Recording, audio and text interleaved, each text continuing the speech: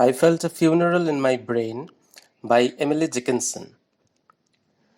Emily Dickinson was an explorer of the mental life, a pensive voyager into the realm of possibilities that are made less distant by the act of writing.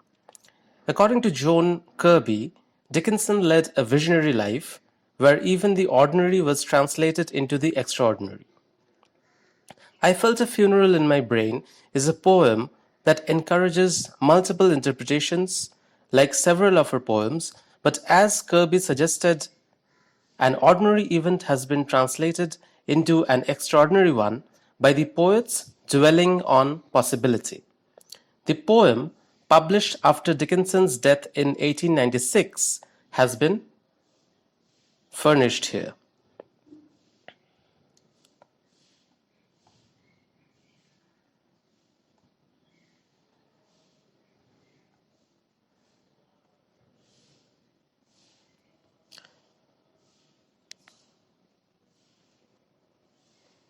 The first two stanzas suggest that the speaker might be suffering from a painful migraine that has been compared to a funeral procession where the treading of mourners and the beating of drums create such a throbbing feeling that it seemed that the speaker's mind would go numb.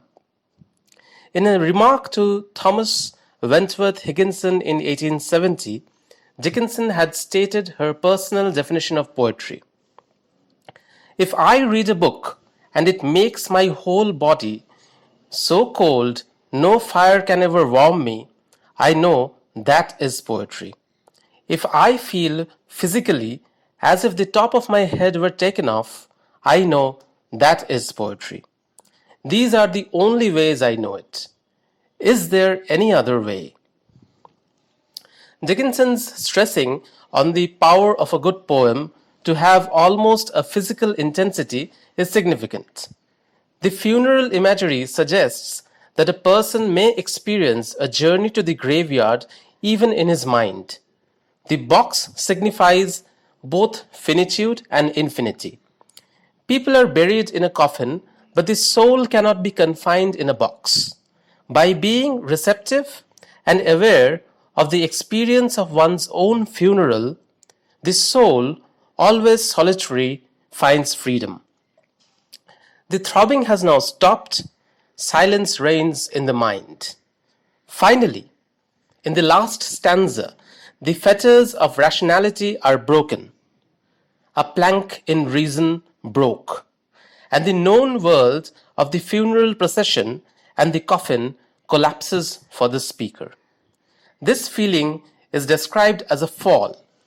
The speaker is now thrust into the realm of the unknown, a new world where the logic of the known no longer works. The poem expresses a somewhat chilling idea that our knowledge of the world as we know it is limited, and beyond this limited knowledge lie worlds unseen and unknown, where the certainty of the known is absent.